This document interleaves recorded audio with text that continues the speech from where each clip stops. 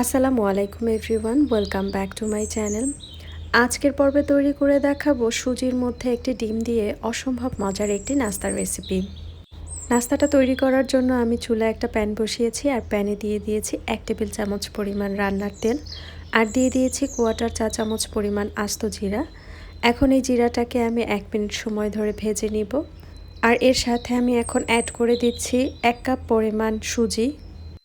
আর এখন সুজিটাকেও আমি 2 থেকে 3 মিনিট সময় ধরে ভেজে নিব।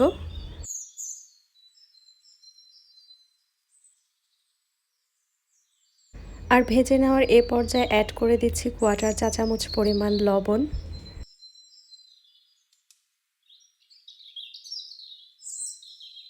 সুজিটা আমার ভেজে নেওয়া হয়ে গেছে। এখন এখানে আমি অ্যাড করে দিচ্ছি 1 কাপ পরিমাণ পানি। 1 কাপ সুজির জন্য আমি এখানে 1 কাপ পরিমাণ পানি ব্যবহার করেছি। আর ভয় পাওয়ার কোনোই কারণ নেই, কারণ দেখবেন পানি দেওয়ার 1 থেকে 2 মিনিট পরেই সুজিটা পানিটাকে সম্পূর্ণভাবে সোক করে নিয়েছে।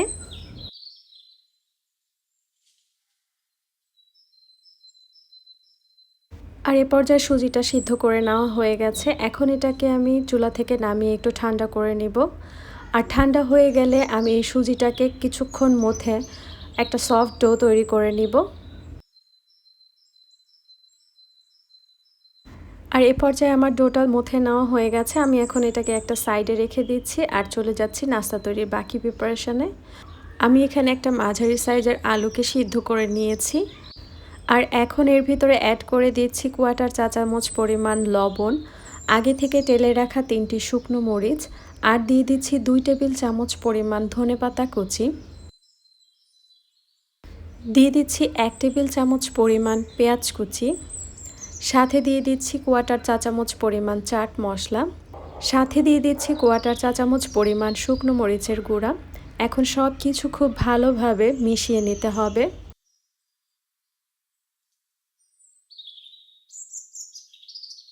আর এই পর্যায়ে আমি আলুটাকেও মেখে নিচ্ছি। আলুটাকে খুব বেশি মাখার প্রয়োজন নেই, আলতো হাতে সব কিছু একবারে মিশিয়ে নিলেই চলবে।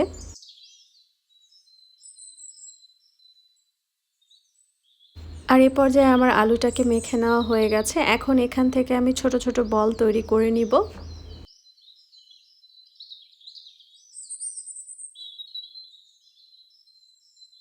আর এখন এই বলটাকে আমি 2 হাতের তালুতে রেখে একটু প্রেস করে নিচ্ছি। আর এই পর্যায়ে আমার সবগুলো পুর তৈরি করে নেওয়া হয়ে গেছে। নাস্তাটা তৈরি করার আগে আমি হাতে একটু তেল মেখে নিয়েছি যেন ডোটা হাতে লেগে না যায়। আর এখন এই ডোটা দিয়ে আমি একটা পাতলা রুটি বেলে নিব।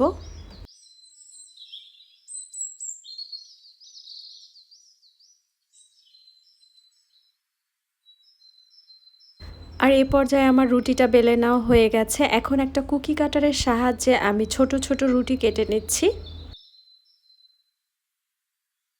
আমি আপনাদেরকে একটু দেখিয়ে দিচ্ছি রুটিটার পুরুত্ব ঠিক কীরকম হবে। আশা করছি আপনারা বুঝতেই পারছেন। এখন এখান থেকে আমি একটা রুটি নিয়েছি আর রুটির উপরে দিয়ে দিচ্ছি আগে থেকে তৈরি করে রাখা একটি আলুর পুর। আর এখন এটার উপরে দিয়ে দিচ্ছি আরও একটি রুটি। এখন আলতো হাতে একটু প্রেস করে নিচ্ছি যেন সাইড থেকে আলুটা ভেঙে বের হয়ে না যায়। এখন একটা স্প্যাচুলার সাহায্যে আমি আমার পছন্দ অনুযায়ী ডিজাইন দিয়ে নিচ্ছি। আপনারা চাইলে এখানে যে কোনো ধরনের ডিজাইন করে নিতে পারবেন। আর এই তো তৈরি হয়ে গেল একটি নাস্তা। আমি আপনাদের বোঝার সুবিধার্থে আরও একটি নাস্তা তৈরি করে দেখাচ্ছি।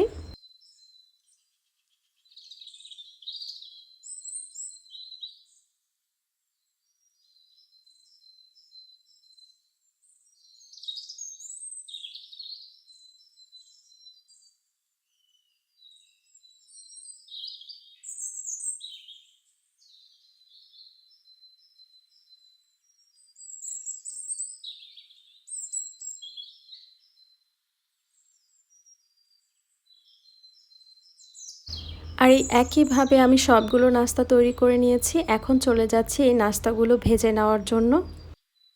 আর এই নাস্তাগুলো ভাজার জন্য খুব বেশি তেল ব্যবহার করা যাবে না, অল্প তেলেই এই নাস্তাগুলো ভেজে নিতে হবে।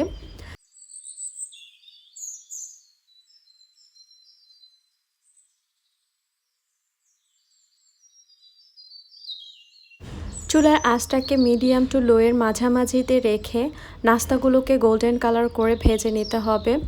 আর নাস্তাগুলো উল্টে দেওয়ার সময় একটু খেয়াল করতে হবে, কারণ এ পর্যায়ে নাস্তাগুলো অনেক বেশি নরম থাকে, তাই একটু সাবধানেই নাস্তাগুলোকে উল্টে নিতে হবে।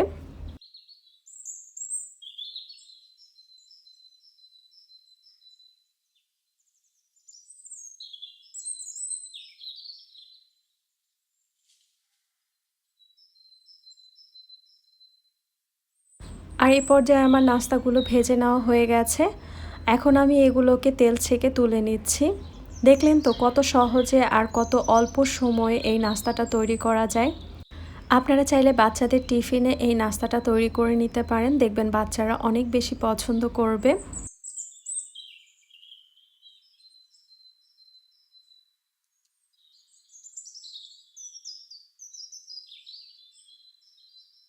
তো আমার আজকের এই সহজ রেসিপি আপনাদের কাছে কেমন লেগেছে সেটা কিন্তু আমাকে কমেন্ট করে অবশ্যই জানাবেন।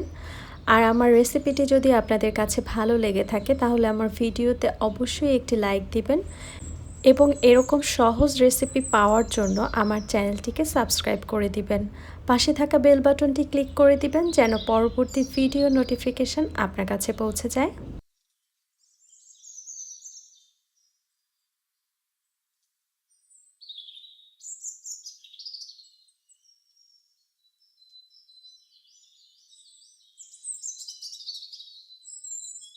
আজকের মতো এখানেই বিদায় নিচ্ছি। সবাই অনেক বেশি ভালো থাকবেন, সুস্থ থাকবেন। আল্লাহ হাফেজ।